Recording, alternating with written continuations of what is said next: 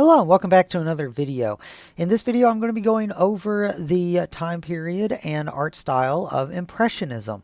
Now Impressionism was a very requested topic by my students, and luckily I normally teach this to my Art 3 class. So let me go ahead and get started with Impressionism. Impressionism was a time period around the 1860s is when it started, but it didn't really take hold until about the 1880s. The Earth is round, and yes, it is round, despite what the media wants to tell us. And because the Earth is round, we are constantly moving and spinning, and we rotate around the sun.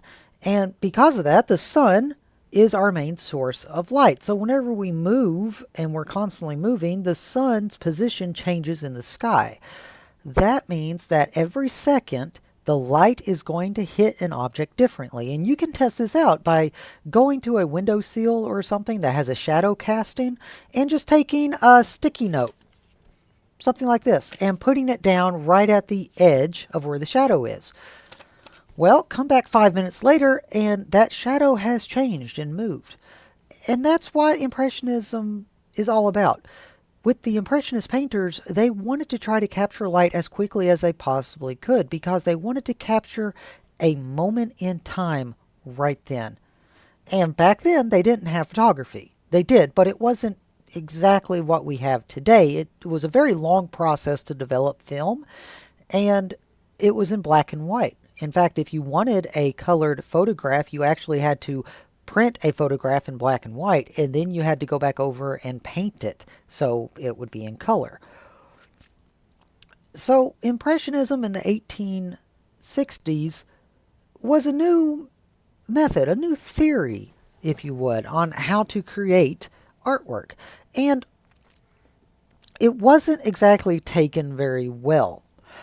In fact, the movement began with a man called Manet. And Manet was a well-known artist. He was very respected in his field until one day he decided, hey, you know what? I'm going to try to do something different. Instead of making everything really blended and just staying in my studio and looking at the models and trying to paint exactly what I see with the models, why don't I go outside and paint what I see in real life? So he decided he was going to try to do that with this new style, and he was going to call it Impressionism because he was trying to capture light exactly the way that it was right then. Well, at the time, it wasn't taken very well because the idea of fine art was it had to be refined. It had to be smooth textured. It had to be very well blended, and having anything that was choppy wasn't considered fine art. So whenever Manet and a few of the other artists got together and did a little exposition of sorts and published their work and put it out in a gallery for everyone to see, critics did not like it. In fact, one critic said, and this is a very famous quote, he was quoted by saying, "It looked like somebody loaded a gun full of paint and took aim at the canvas." And that was not a compliment. It was anything but a compliment. And that was kind of the lashback that they got. So let's look at the most well-known Impressionist painters. And they're listed right here. And you may know that Manet is not on the top 4. In fact, he's actually number 6 right there. And the reason for that is because Manet didn't really stick with it for as long as other people. In fact, Claude Monet, who shares a very similar name, who is listed number 1, is most well known for the Impressionist style, and simply because he stuck with it longer than anyone else. He did. See, Manet was a successful artist before Impressionism, and whenever he saw Impressionism was kind of going downhill and going, and he thought, okay, it's never going to really take off, and I got to pay the bills somehow.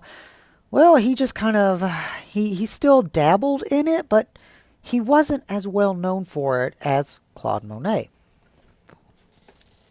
So, let's go ahead and take a look at it. And this is a quote that I already mentioned. But Impressionism was ridiculed at first. 1860s when it was first released, and everybody thought it was a joke. It wasn't until much later that they actually considered it to be an actual art form or a style. So let's look at the two most famous and well-known Impressionist painters. We have Claude Monet, and then we have Vincent van Gogh.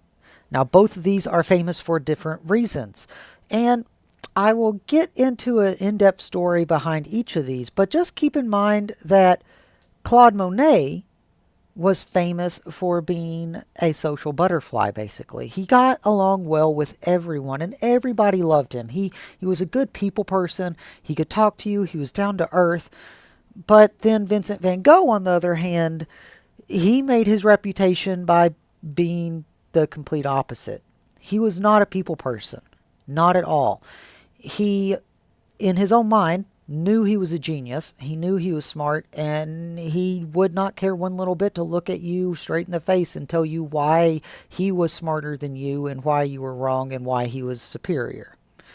So he was kind of a social outcast just because of the way he acted. But we'll get more into his story in a minute. First, let's focus on Claude Monet. Claude Monet joined the movement quickly after it started, loved Manet's ideas, and decided to go ahead and start painting in the style. Well, he stuck with it whenever everybody else kind of just dropped off the face of the planet and said, nope, this style isn't working, I gotta keep going on, I gotta do other things. Claude Monet was like, you know what, I'm going to stick with it, and I'm going to try to make it better. I'm going to try to see what I can do with it and see how far I can push this. So he did. He mainly focused on sceneries with greenery and nature and things like that. But Claude Monet was the artist that really set the stone for what Impressionism was, because he had stuck with it for so long and he'd been developing it over 20 years before it really took off. I want you to look at these pictures. Now, this picture right here, when I say that Impressionist painters try to put colors down on the canvas as quick as they can, they don't blend. They don't blend anything. They take straight colors straight from the tube and they go and put it on the canvas as quick as they can. That's why all of this grass down through here, if you look at it really close, you can see that that's a white paint. That is yellow paint. That is green paint. That is blue paint. That over here is red paint. And they all mix together. They're not blended in at all. It is just layers and layers and layers of paint. And that's the style of painting. He painted it very quickly, trying to capture light in the moment, just like this famous artwork by Claude Monet. I show this because I like my students to focus on this boat. This boat right here, and the people inside of it, was made in less than 10 brushstrokes. And it was. You can count it. This boat right here. Boom, one brushstroke. And then the person, dot, dot, dot. So now you're up to 4. This person, dot, dot. Now you're up to 6. That's it. That's the boat. You had 6 strokes. That's all he did. And he did it very quickly. He went boop, boop, boop, boop, boop, boop, done. That was Impressionism, and that's why he focused so quickly on it. And that's also why we have so many Claude Monet paintings today, because he just cranked these out left and right, trying to make it better and better and better. Now, Claude Monet's success didn't happen overnight. Like I said, he stuck with it for a while. And when he stuck with it, everybody kind of assumed, oh, he's the Impressionist painter. Okay, no big deal. Oh, look, it's Claude Monet. And he was like, okay, he just kind of rolled with the punches and kept going, because eventually he got to the point where he was like, hey, I like doing this. I like it. We'll just keep on going with it. So he did, and he just kept on painting and painting and painting. Well, it was in 1880 whenever the artist or the art world noticed, hey, you know, remember that group of Impressionist painters like that we reviewed 20 years ago? Yeah, I remember them. They're still doing it. Really? And they started thinking, they're like, you know what? If they're still doing it over 20 years, there must be something behind it. Let's go back and reevaluate this. So they went to Claude Monet and the other Impressionist painters and reevaluated it. and they had a totally different opinion on it.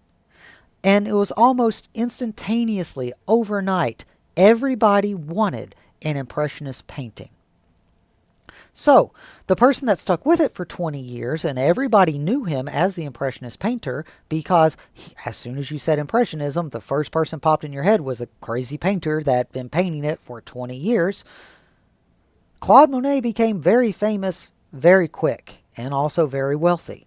So, in 1880, he was one of the most famous painters ever. So, with his success, what he ended up doing was he bought a 247-acre farm. He transformed that farm into a giant garden. And then he paid people to take care of the garden and put a mansion or a really big house on the property. So he could always look out year-round and see the garden. And he would always have something he could paint. In fact, this is an image of his garden, or at least part of it. Now, Claude Monet is most famous for his series on the water lilies that he painted. And he did these kind of later on in his life, but he had so many original paintings, and his water lilies were by far his most well-known pieces. Now, just because Claude Monet was famous didn't mean he had it easy. In fact, during his life, he got married, lost his wife to a disease, got remarried, lost his son to the very same disease that he lost his first wife to. It was a very hard time in his life. And not only that, something also happened to him where during the last part of his life, he began going blind. And we actually have documentation of his paintings as he was going blind. So it's very tragic that it happened, but at the same time, it's very insightful because we can actually see through the eyes of somebody going blind in his paintings. Now, he did do lots of studies with fog and how fog changed your perspective and things like that. But during some of these, you can also see how his vision changes. For instance, this picture, and then this one that was painted just a couple years later. You can see the difference between how much his sight changes. Very tragic. So during the last few years of his life, he was actually commissioned by the Prime Minister of France to do a 12 series paintings. And you can actually see the paintings right here. They are not small, okay? They're very large paintings. And the Prime Minister of France commissioned him to paint these. And believe it or not, he painted these mostly blind. And some of them he was thought that he was completely blind at that point. He was basically painting by memory. But something happened. He loved these paintings so much that these paintings ended up drying in his private estate for the last 4 years of his life.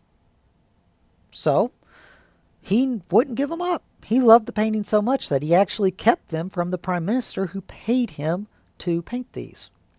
And then upon Claude Monet's death, the Prime Minister came in, confiscated his own paintings, and now they reside at the Prime Minister's estate, if I'm not mistaken. I'm not really for sure where these paintings are exactly, but that's the story behind it. Now, let us go to the other aspect of Impressionist paintings, which is Vincent van Gogh. Now, I want you to keep in mind that Impressionist painting happened at around the 1860s. However, it didn't get really popular until 1880. And Claude Monet, if we read right there, actually died in 1926. So just keep those time frames in mind.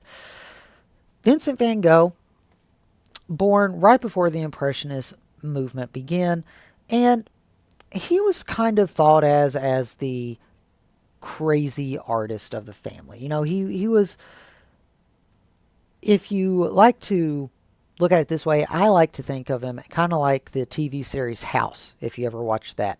He was like Gregory House. He knew he was smarter than everybody else, and he wouldn't care one little bit to look at you and tell you why he was smarter than you, and then ridicule you at the same time. So, he didn't really rub people the right way, needless to say. But as an early age, Vincent van Gogh, he came from a very long line of very successful art dealers. So he knew about art.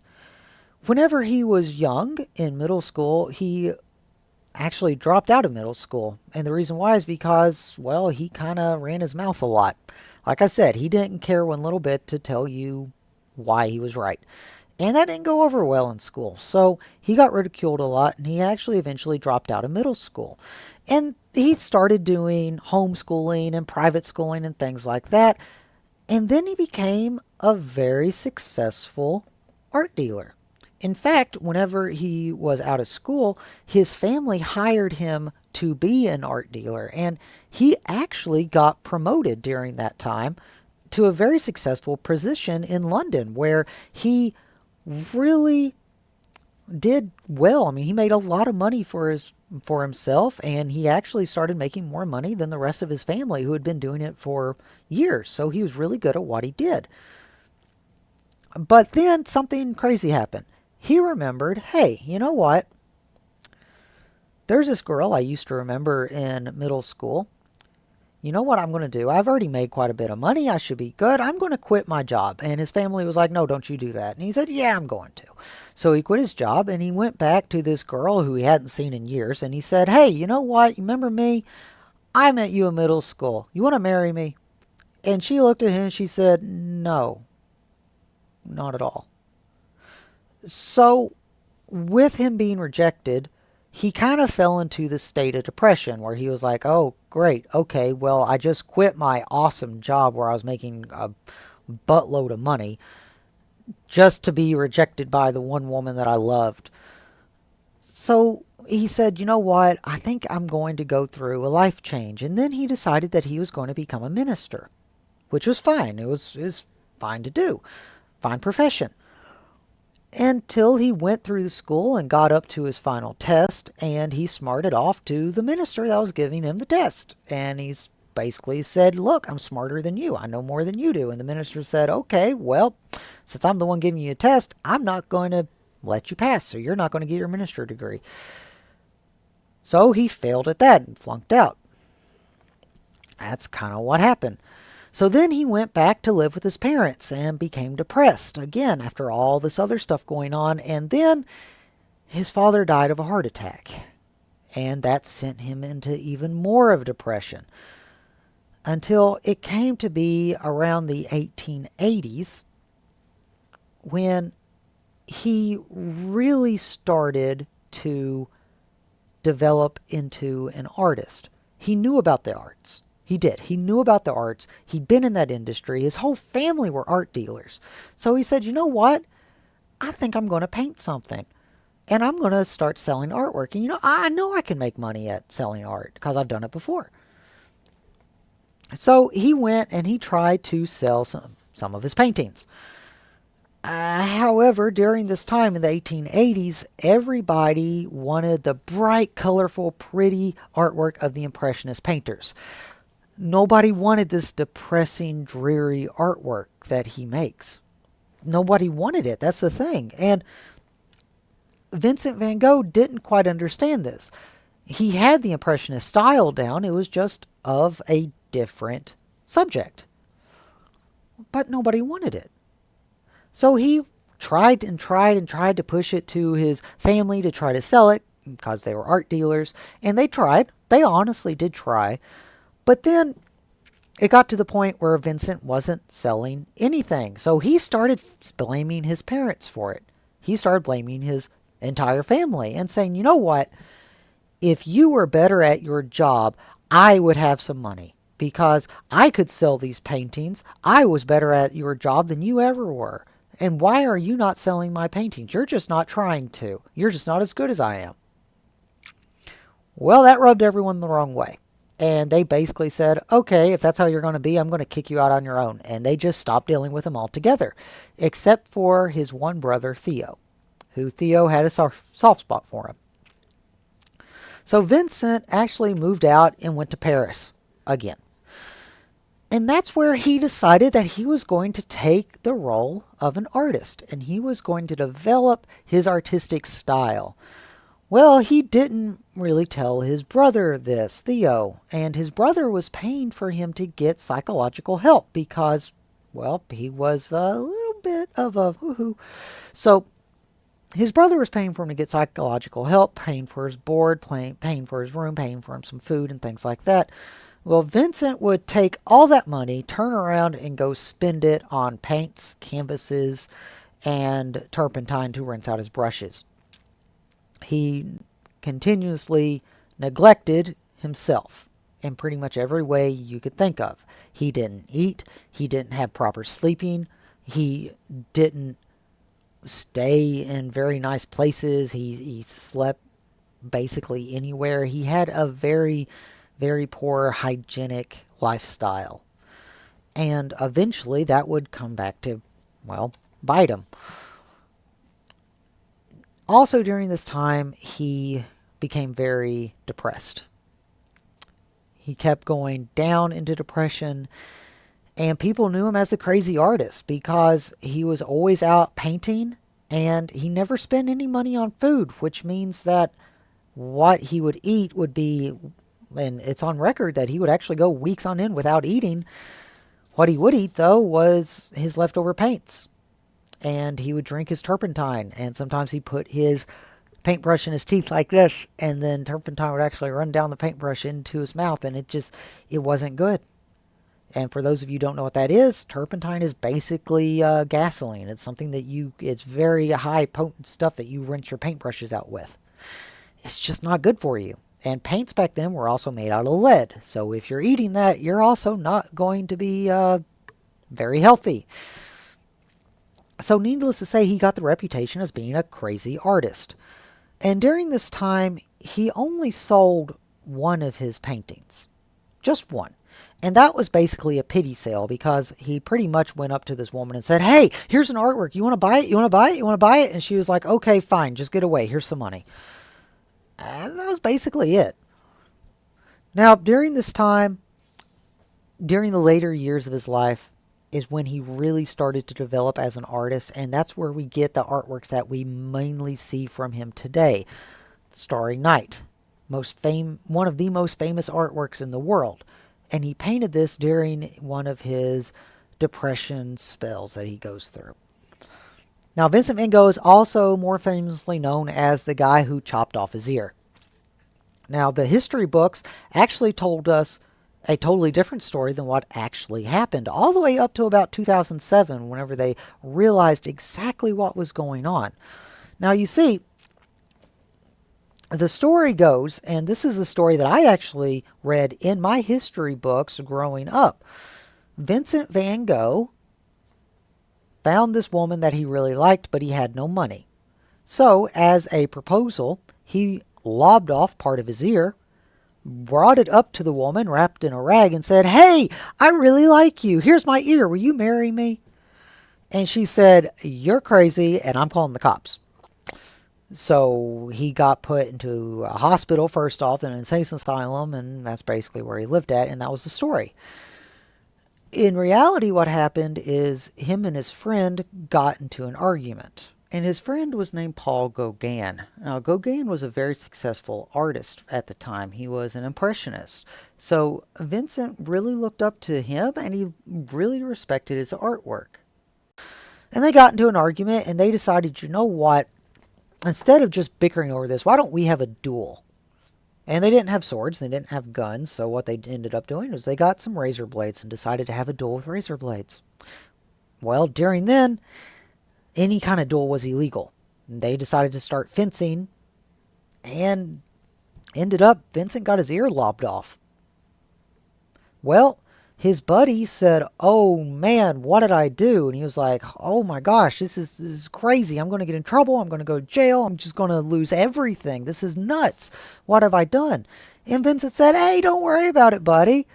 He's like, what do you mean don't worry about it? Your ear is gone. He said, don't worry about it. He said, everyone thinks I'm crazy. I got this. I got it all worked out up here. We're good. So then Vincent, holding his ear, ran down the road, found this girl just walking up and down the streets and said, hey, here's my ear. You want to marry me? And that's where the whole story got started. The reason why we know this story is true today is because in 2007, historians were digging through his records and actually found a letter from Vincent van Gogh while he was in this insane asylum addressed to Paul, and all it said was, hey, it's cool, they bought it. That's basically it, and nobody knew anything about that. They didn't understand what that meant until some other people started digging around and found out that Paul was actually at the same place that Vincent was that day that he got his ear lobbed off. So pieces started coming together, and that's the true story. That lie that Vincent purposely cut off his ear to give it to a girl to propose stuck true for over 100 years. It's a very neat, interesting story, to be honest. But during the insane asylum, like I said, this is where he really started to flourish as an artist. This is where he produced all of the artworks that he's famously known for today. And in fact, this tree right here is the same tree that's on the backside of the Starry Night. For instance, this tree, he was actually standing right there when he painted Starry Night. So let's scroll back and I can show you. That tree is the same tree. Tree right there is exactly the same tree as that. So yes, that is actually a tree in Starry Night. So at the age of 37, in 1890, Vincent basically had no stability left. He was living in poor conditions. His eating habits, just everything. He contracted a lot of diseases through his lifetime just because of his poor health habits. He wasn't doing good. He was constantly in pain and his internal organs were shutting down. He was in a really rough state. And this painting was actually considered for a very long time to be his last painting he ever painted. And up until recently, it was said that he painted this painting while he was deciding what he would do with his life. And this painting actually has deeper meanings between the path of life that he wanted to take or travel and different symbolism within that. But shortly after painting this painting, about a week later, he ended up dying. Very tragic story of Vincent van Gogh. So in his lifetime, he only sold one of his paintings. That's it. So why is he so famous today? Well, it was a few years later, this painting emerged. And this woman was actually out cleaning out her chicken coop. And it was around the 1936, around that time, 1930s. And Claude Monet had just died. It was about 10 years after that. And everybody was looking for this new Impressionist painter to replace Claude Monet because everybody wanted a Claude Monet painting. Well, this woman was cleaning out her chicken coop and came across this painting and said, hey, you know what? This looks like a Claude Monet. So then she said, hey, I might be rich. I'm going to take this over to an art dealer and they can tell me who this is. So they took it to an art dealer and they did some digging around and found out, hey, that's not Claude Monet. That's that crazy artist, Vincent van Gogh. And they said, oh my gosh, he is the next Claude Monet. Quick, let's go find Vincent van Gogh. And then, well, we can't. He died 40 years ago. And from that point forward, Vincent van Gogh became a household name. His artworks started being dug up. His old apartment started being renovated, going through, getting all of his old supplies out. And he became a very famous, well-known artist. So, some ideas behind Impressionism. They tried to capture light as soon as it happened. They painted quickly. They did not blend their colors. And they thought out where their colors were going to be placed way ahead of time. Okay, so let me get to your assignment. Your assignment for today. You are going to be taking a piece of art paper, and you're either going to be using oil pastels or crayons, and you are going to be creating an impressionist artwork. Now, before you do that, I want you to take a test piece of paper and practice, because it's very difficult to get it just right. You need to practice it. Practicing is good, and you can, if you're at home, you can use a regular piece of paper. If you don't have oil pastels, you can use crayons. And this is a short video on how you can blend colors. We are using very short lines to get your colors, and you can actually blend colors together by overlaying them. So just like this, we took yellow and now we're laying down orange over top of it.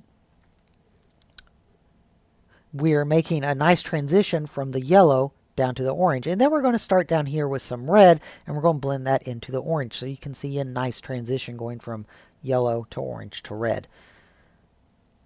And that's how you blend colors in Impressionism. It's very similar to Pointillism if you had my class last year.